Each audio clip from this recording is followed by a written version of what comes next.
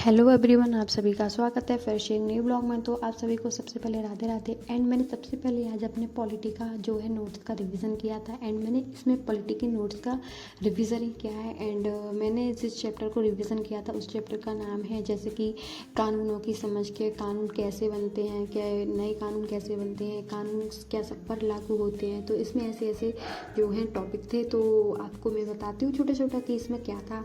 तो अगर सबसे पहले बात करें कि स्वतंत्र भारत से पहले हमारे देश में 1919 में रॉलेट एक्ट आया। इस कानून को काला कानून कहा जाता था क्योंकि यहाँ पे जो पुलिस के जो राइट दिए गए थे, उन्हें जो शक्तियाँ दी गई थी तो वो असीमित दी गई थी, अनलिमिटेड थी। वो किसी भी व्यक्ति को किसी भी बिना अपराध किए हुए वो है गिरफ्तार कर सकते थे। और हम लोग जो है काला कानून इसलिए कहा जाता है क्योंकि ना तो हम वकील कर सकते थे, ना ही हम अपील कर सकते थे, ना ही हम दलील कर सकते थे। तो ये सारी बातें थी।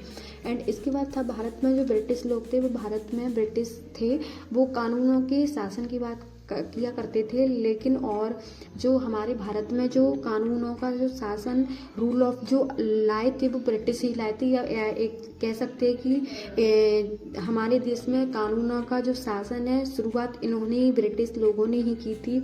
लेकिन फिर यहाँ पे आगे चलकर जो है मनमानी तरीके से जो है हमारे देश में कानून बनने लगे थे ताकि लोगों को दबा सके। और इन कानून जो बने थे उनमें हमारे देश के जो नागरिक थे तो उन लोगों को इसमें भागीदारी भी नहीं थी।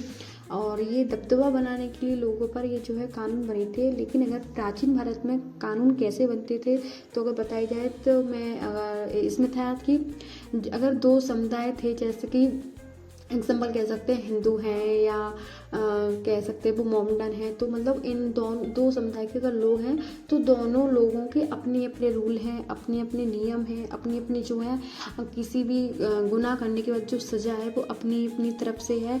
यदि कोई जैसे कि एक हिंदू धर्म का कोई बंदा है, कोई अपराध कर रहा है, कोई गुनाह कर रहा है, तो उसको जो सज़ा दी जाएगी वो उसके कह सकते हैं समुदाय के अकॉर्डिंग दी जाएगी। लेकिन यदि वही गुनाह वही अपराध की वो दूसरे समुदाय में कर रहा है तो उसको जो गुनाह की जो सज़ा दी जाएगी वो उस समुदाय के अकॉर्डिंग दी जाएगी। तो इसमें ऐसे था।